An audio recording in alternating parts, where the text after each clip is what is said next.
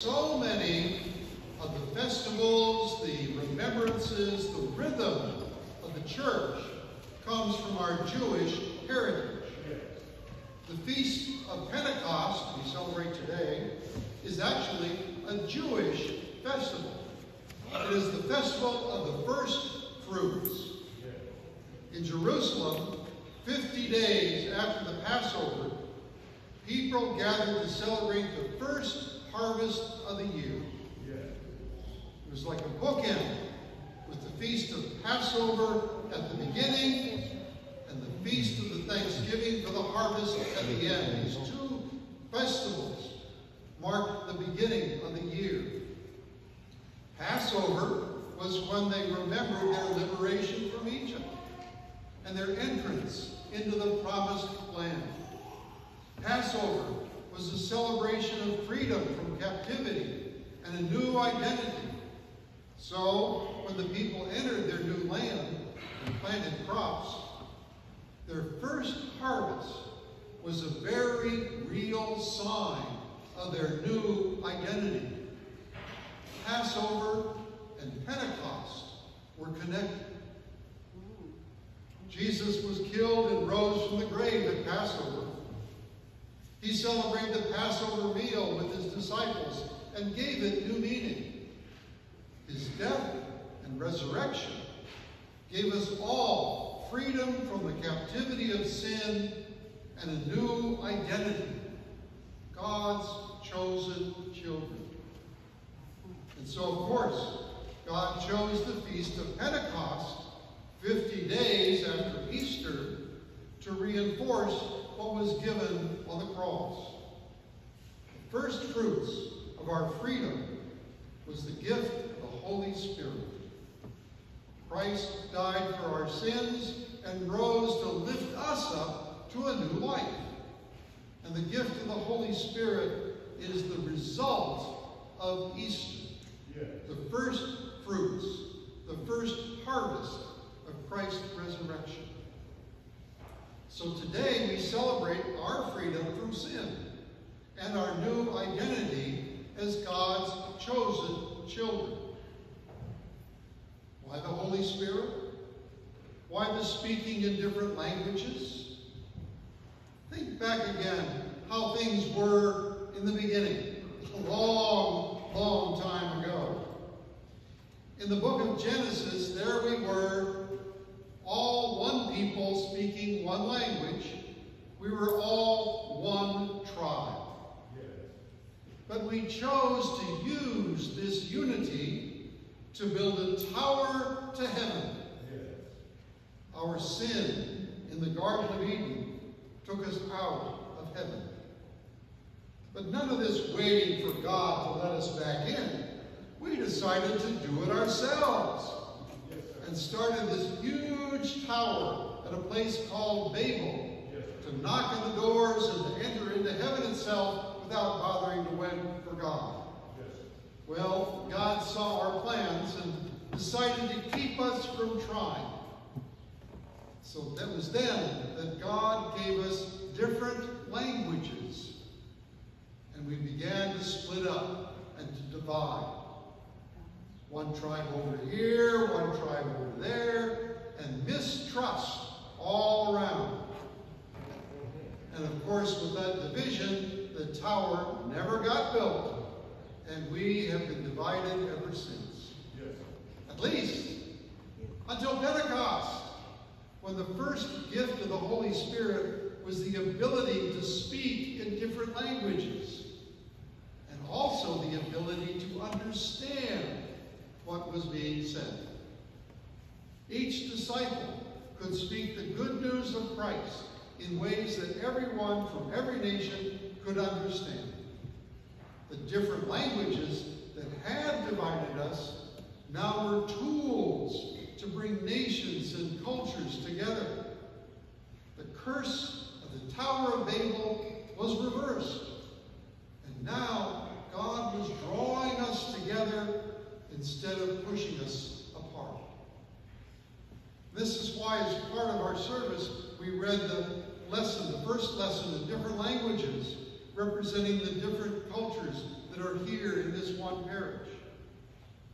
It must be noted that when the first Pentecost came, the power of the Holy Spirit did not make everyone speak in the same languages. Yes. Our differences were not eliminated. And that would not have made sense, since Paul spoke so eloquently about God using our different gifts and talents to make one body. Yes, yes. Our uniqueness is important to the whole. And so God does not try to make us all the same.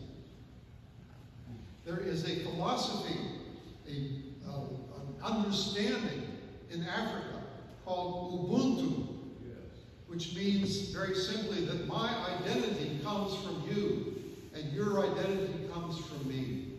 We are linked together. I need you. You need me. And together we form a whole. Look up Ubuntu when you have a little bit of chance. It is a shame that we all too often focus on our differences. There was an occasion when a mother and teenage daughter were together. Well, there's a miracle. Mom was trying to help her daughter with her homework. Mom was thinking, how could this child be mine? We are so different. She needs help with English grammar, but is a whiz at math. I'm a professor of English literature, but I can't understand long division. She loves her Big Mac, and I'm a vegetarian. She loves the out of doors, and I'm allergic to everything. Mom was despairing over the differences with her daughter, when another woman came up and said, I see you're working with your daughter. It's so obvious she is your daughter. You both have the same mannerisms, the same eyes, the same color of hair, the same features. It's like looking in a mirror. It's a simple truth that all too often we focus on the differences rather than what unites us. Biologists tell us that humanity's DNA is 99.99 identical. It is only that 1/100th that makes us different from one another. In God's eyes, there isn't even any difference at all. We are all created in God's image. And Christ died on the cross and rose again for all of God's children. In Christ, we are all equal in God's eyes. There is no, I always love Johnny best. Pentecost is a celebration of God's loving embrace coming upon all of us and uniting us in one message of hope. It is also uniting us in one mission of hope. At Babel, the different languages meant that humanity spread out. We were divided and could not live together. Now the divisions caused by different languages has been overcome, at least here. With our unity of mission, we're all sent out to proclaim God's good news. And we are still spreading out into different countries and different cultures, but now with a mission to extend God's loving embrace to all people. The sign of the power of Pentecost is seen in the American Bible Society that has translated God's message of hope into 2,500 languages and still counting. Many languages, one message. And so we carry on that same celebration, united by the Holy Spirit into Christ. And that simply is the meaning of the gospel lesson from John. Think for a moment of how the Holy Spirit has spoken to you. Have you spoken in tongues? Some have. Or have you felt your heart warm when someone cares for you? Or when you read a portion of the daily bread that speaks to you. By the way, I hope you all have your new copy. There's a whole bunch still back there.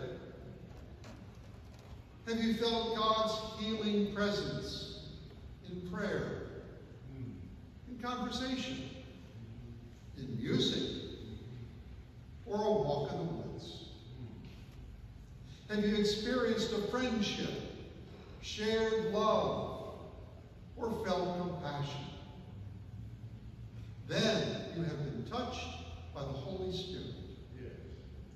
So now go forth and use these same languages of the Spirit: empathy, care, attention, conversation, listening.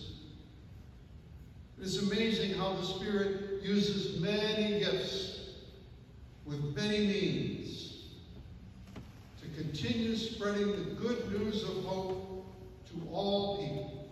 Yes. Have you noticed how the Holy Spirit uses ordinary people in ordinary situations to touch us in ways that we can only imagine?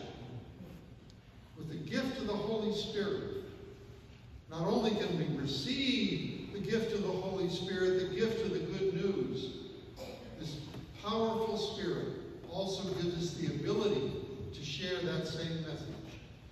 And even to those who are not like us, or maybe even entirely different in ways that at the end of the day are not really important. In the miracle of Easter, a seed was planted. In Pentecost, we see the first fruits of that seed in a united people with a common mission to a world with a shared hunger. No wonder that we share a common table and eat a spiritual food that gives life. So today we celebrate. We celebrate this unity.